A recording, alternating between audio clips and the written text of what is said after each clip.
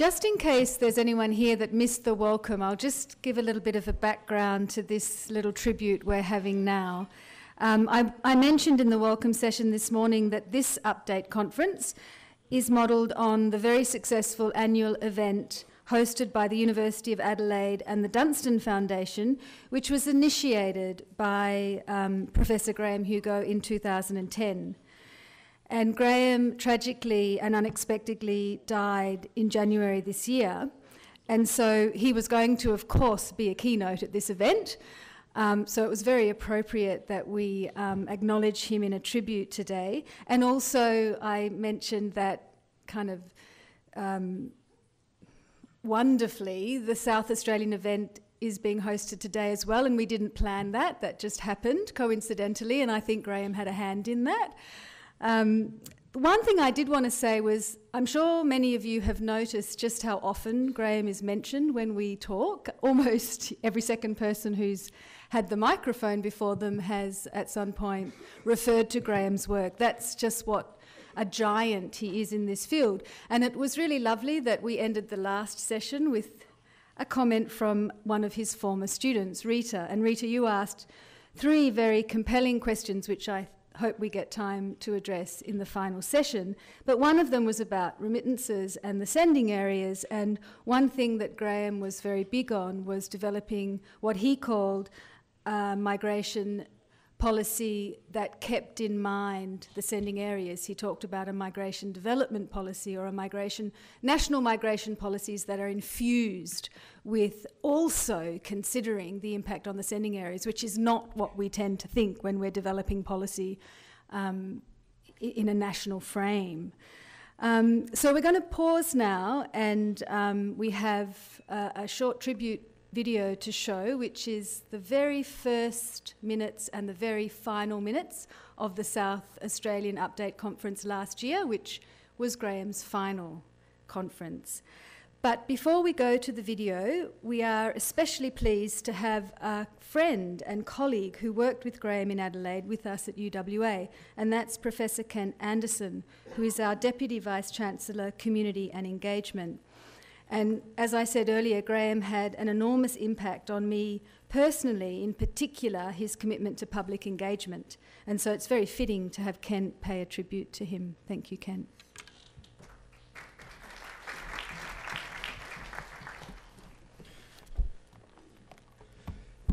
Thank you very much. It's wonderful to be here today, and I acknowledge that we meet on Wajak Puja, the land of the Wajak people of the Noongar Nation, and pay my respects to their elders, past and present. Also, as part of UWA Research Week, let me congratulate Loretta, Danella, and Farida on this fantastic event.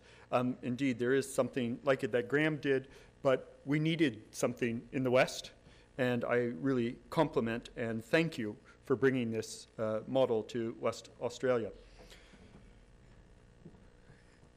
Graeme was a good friend of mine, but more so, he was my role model for what the ideal academic was. When I think of Graeme as an academic, there's 2 areas where he had lots of impact for me. One was international migration and the movement of people across borders, but the other was local demographics. In the international migration space, of course, Graeme made his name from his PhD and his earlier years, but continuing on in the Southeast Asia region.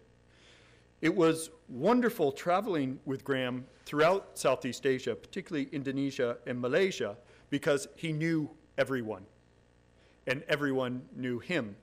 We would go around a corner and you would bump into a former PhD student, or you'd bump into someone who had helped with their postdoc, et cetera, and so forth. His massive network of PhD students within Southeast Asia, and again, particularly Malaysia and Indonesia, was unrivaled. And I realized that being with him there, but I also realized it on other occasions. When I met the Vice Chancellor of University of Malaya once, the first question was, how's Graeme going? And Graeme was the only person I ever knew who presidents or prime ministers, just off their own bat, offered him research centers to set up. That was the impact of his research and the impact of his work. Of course, his work moved well beyond Southeast Asia, and we used to talk about Graeme cards. Does anyone else ever use that term, the Graeme card? You know when you come into Australia and on the airplane, they give you a little card to fill in? Those are Graeme cards. So they were inspired by Graeme, and I think he's the only one who ever truly data mined those as much so we always talked about we have to fill in our Graeme card.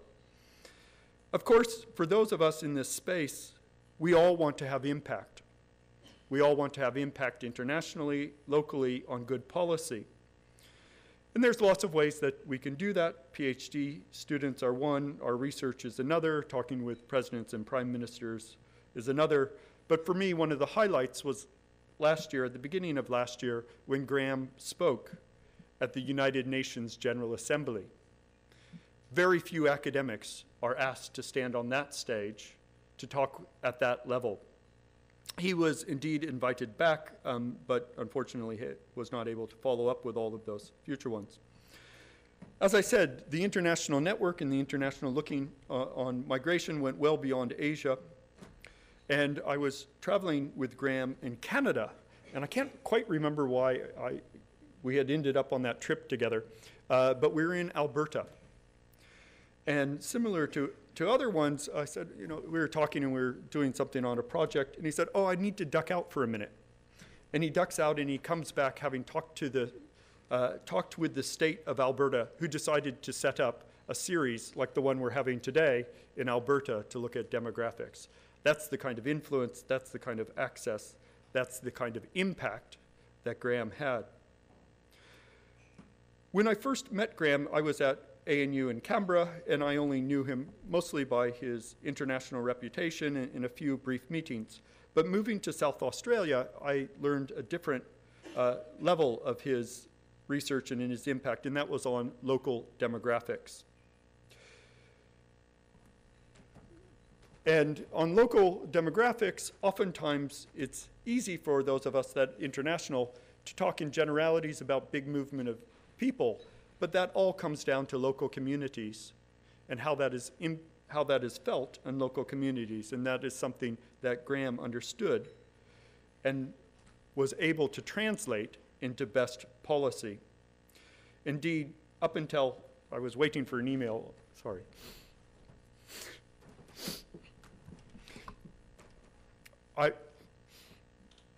I was waiting for an email from Graeme on a project we were working on about the movement of researchers when I got an email from a different friend saying Graeme's really not well. And we were looking at how the researchers in Australia have changed. So there's a discourse which was the discourse of the brain drain. All the great and smart people of Australia leave, and many of those are Rhodes Scholars who don't return, et cetera, and so forth. And Graeme had spent a fair amount of time about 10 years ago proving that more than a brain drain, there was a brain gain. Many of the best and the brightest of the world were coming to Australia. But the project I was working with Graeme on was him disproving himself. I love the confidence of a researcher who can say, that was good at the time, but I think I got it wrong. And we were trying to, Graeme more so than me, but we were showing a brain circulation, and that the best and the brightest were moving around the world in and out to different places. But for me, that story, more so than the brain drain, brain gain, brain circulation, is a story of someone so confident that they can hold out for a position that is contrary to the received wisdom, and yet, a decade later, disprove themselves. I was very proud of my somewhat delinquent son, year 12 IB son, when he chose geography as his social science subject. He's in year 12 this year. And I shared that with Graeme, and Graeme immediately offered for him to do work study in his center. Unfortunately, he wasn't able to take that up. So where does this lead me to? Graeme was the kind of academic I want to be. He was fiercely intelligent, but intellectually rigorous. He was generous to a fault with his students and his colleagues. He was committed to his ideas, but willing to change when the evidence presented itself. He believed in evidence-led policy in an area that can be very emotive. He was the academic I want to be. Vale, Graeme Hugo.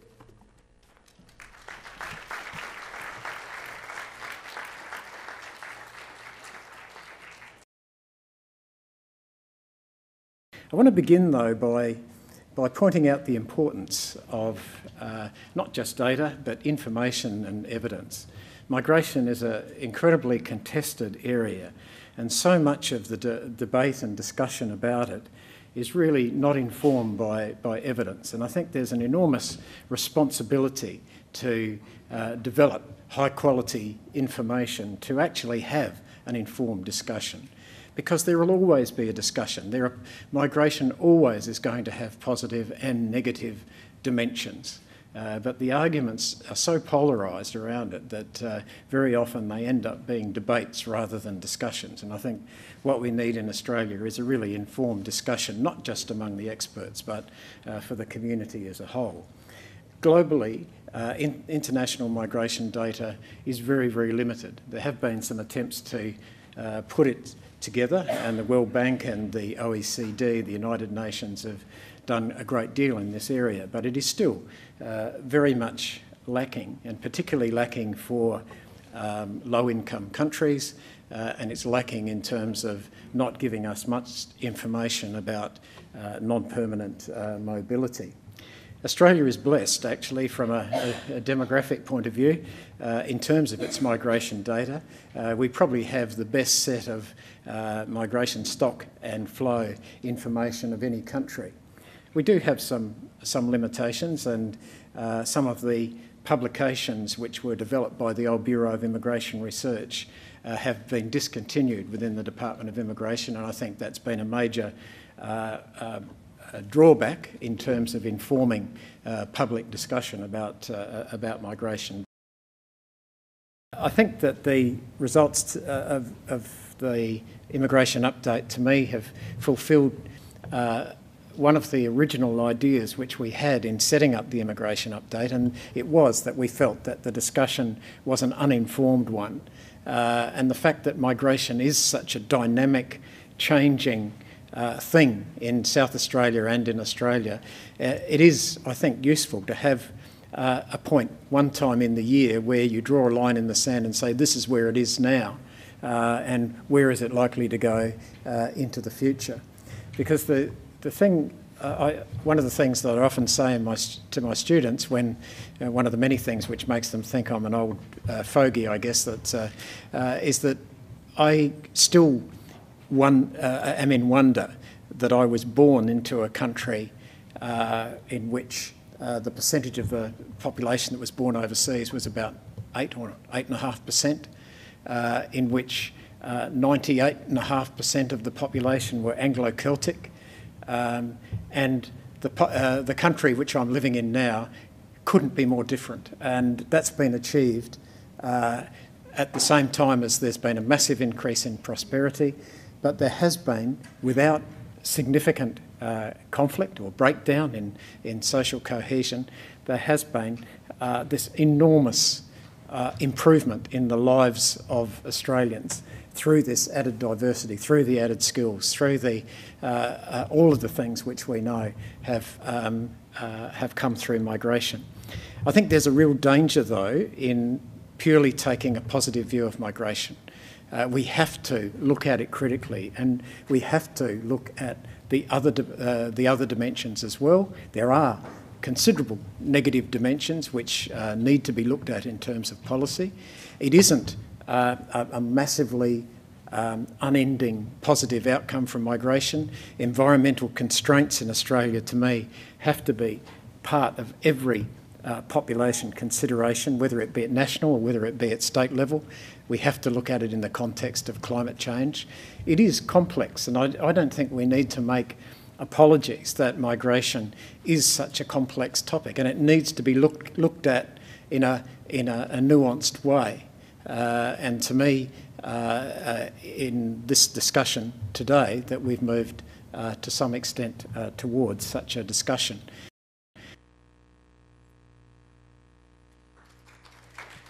Thank you, Kent, for your heartfelt tribute, and I'm sure we all draw inspiration from your words about Graeme, as we do from Graeme's own words.